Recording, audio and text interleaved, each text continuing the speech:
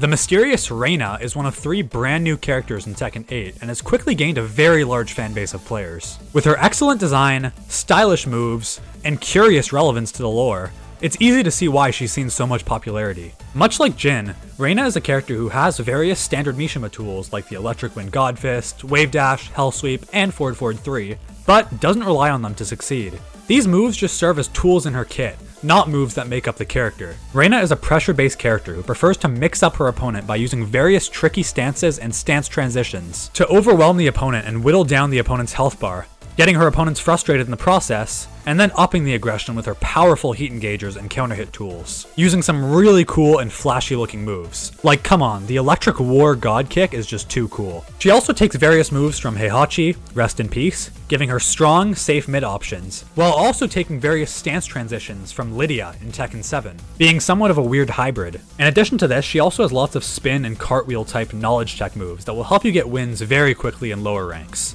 Just don't abuse them too much. Reina's interesting in this respect, as she has a very good mix of fundamental-based tools to outplay your opponent with, and a couple more matchup check moves that serve to catch your opponent off guard. One thing to mention about Reina is that her weakness is generally considered to be her lows, which aren't incredibly strong.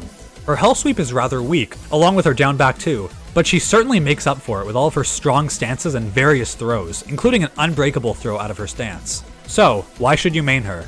If you like very aggressive, pressure-based characters, then Reina is absolutely for you, having some of the best pressure in the game with her stance transitions. So if you're the kind of person who likes stance-based characters, she is also definitely for you, having one of the highest number of unique stances out of any character in the game, and with the majority of her strong moves transitioning directly into stance mix-ups. Reina is a character with lots of depth, and mastering her will take a lot of time and dedication. But if you're new, don't let that scare you away from playing her. She's also a good pick for newcomers, as you really don't need to use a large amount of her moves when starting out. If you're new, just focus on learning her core moves, and slowly, as you watch strong Reina players and find more resources, you'll add more and more moves, and eventually we'll see the full potential of the character. Quick tip, if you are new, don't just immediately focus on all the hard stuff like electrics and wave dashes. Focus on learning fundamentals first.